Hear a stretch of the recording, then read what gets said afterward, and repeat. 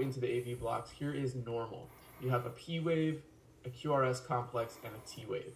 What we're going to be concerning ourselves with today is really the PR interval. That is the distance from the beginning of the P wave to the beginning of the QRS. Now, normally, on a normal EKG in normal sinus rhythm, the PR interval is less than 200 milliseconds, which is 5 little boxes on an EKG. In this example of normal, it looks like we've got about maybe 3.5 to 4 blocks, so this is normal. If it was greater than 5 blocks, or greater than 200 milliseconds, then it would be prolonged, and we would have to think about an AV block. So again, this is normal. So we're going to start with the first degree AV block. And before I do that, I just want to say what it is and what the presentation will be on the exam. So an AV block, just as the name implies, it is a block in the conduction system down from the SA node to the AV node, so the His-Purkinje system never gets activated correctly, and therefore the heart can't beat efficiently. So think about it. On the test, you might be given a clinical vignette where a patient is experiencing dizziness, syncope, slow heartbeat. Whatever the case is, it's all related to the fact that the heart can't squeeze and give you that nice good ejection fraction in time because of the electrical conduction abnormality. So a first degree AV block looks like this. And basically what you have in a first degree AV block is just prolonged PR intervals. They are constant, they are prolonged, and that's it. So whereas in the normal, I showed you a nice pretty little PR interval that was less than 5 boxes, a first degree AV block is a PR interval that's greater than 200 milliseconds or greater than 5 little boxes. And I've drawn in these reddish arrows to illustrate that to you. Now for second degree AV blocks, there's 2 types. The first one is called Mobitz 1, also known as Wenckebach, and the second one is known as Mobitz 2. Now you do have to know the difference, but I have a nice little memory hook or mnemonic for you that'll help you out. A Wenckebach looks like this. And what happens is the PR interval gets progressively longer before a QRS is dropped. So usually there's about 2 to 4 beats and then you drop a beat or you drop a QRS. So what we see here in the example, and I've again drawn in those little red arrows to show you, is that PR interval lengthens, gets longer, and then you drop a beat.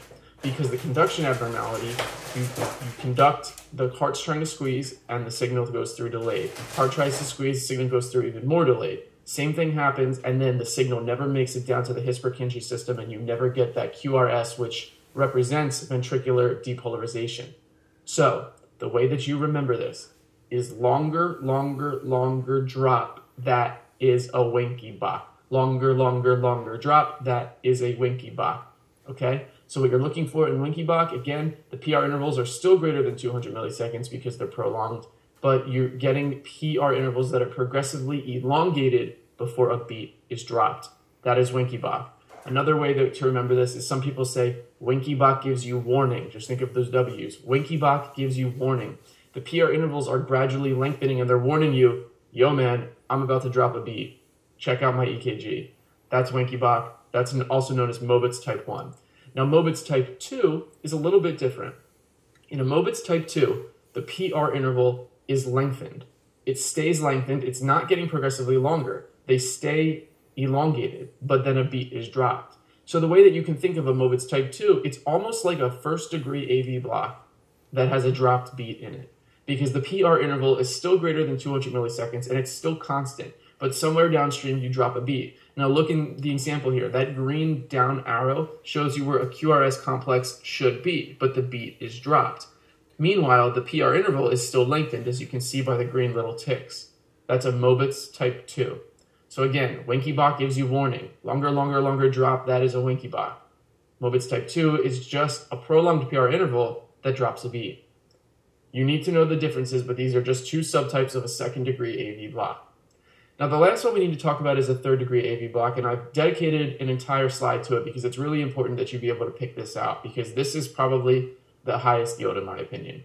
So a third degree AV block is one where the atria and the ventricles contract independently of one another. They both work, they both squeeze, but there's such an abnormality in the conduction system that they basically say, I'm just going to do my own thing. So the atria are squeezing, the ventricle are squeezing, and there's no connection between them. Now, because of this, the EKG has a very characteristic finding. What you'll tend to see are a couple things. First, constant P to P intervals and constant Q to Q intervals. What does this mean? So even though the atria and the ventricles are contracting independent of one another, the interval between themselves is still constant. So let's look in the second EKG strip I have on this slide. Look at the bottom arrows where you see the P waves. They are all at constant intervals. Even though the atria are doing their own thing like little rebels that they are, they're constant. Look at the intervals, P to P to P to P to P. It's all the same interval because even though the atria is doing its own thing, it still has rhyme and reason to it in itself. Look at the top where the R waves are. They're still at constant intervals. Even though they are beating independent of the P waves, they are at constant intervals. Now, that's very characteristic of a third degree AV block. The other thing that's very characteristic that you have to keep in mind is that because the P waves and the QRS complexes are going to be appearing independent of one another, it's possible that P waves are buried within QRS complexes, and it might be hard for you to find P waves. So if you look at the first strip on this slide, in some of these examples, it looks kind of funky, right? I mean, we can't really discern P waves, QRS, and T waves. The reason that this is because you're having some overlap, if you will, where the P waves are almost entirely buried in the QRS complex. Look at the second QRS beat in the first rhythm strip. You see that little thing right in front of it? That's a P wave that's basically buried in the QRS.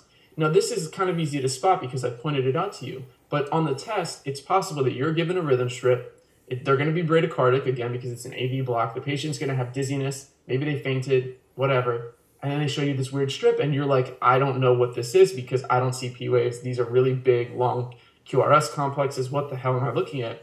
Just relax. Look at the intervals. If the P to P is constant and the Q to Q is constant, you're already on the right path. If you can't find P waves, maybe they're buried in the QRS complexes. If that's the case, you've got yourself a third degree AV block. So now let me just summarize what we've gone over today. AV blocks are conduction abnormalities in the heart where signals are not properly propagated down from the SA node through the AV node into the His-Purkinje system. Because of this, people with AV blocks experience bradycardia, dizziness, and syncope. A first-degree AV block is one such that the PR interval is greater than 200 milliseconds or greater than 5 little boxes on an EKG. There are no dropped beats in a first-degree AV block. In a second-degree AV block, there are two types. The first type is a Mobitz type 1, also known more commonly as a Wenckebach. In a Wenckebach, the PR intervals get progressively longer before dropping a beat. On EKG, the PR interval will be greater than 200 milliseconds and get longer for a few beats before a QRS complex completely disappears. The mnemonic to remember this is that Wenckebach gives you warning, or longer drop, that is a Wenckebach. In a Mobitz type 2, the PR interval is greater than 200 milliseconds, it's constant, it doesn't get progressively longer, it stays elongated, but then you drop a beat. A second-degree AV block is basically like a first-degree AV block with a dropped beat. And lastly, a third-degree AV block, as you see here on this slide, is one where the atria and ventricles are contracting independent of one another. The P to P intervals are constant, the Q to Q intervals are also constant, but because they are independent of one another, oftentimes the P waves are buried in the QRS complexes and it makes EKGs really hard to read.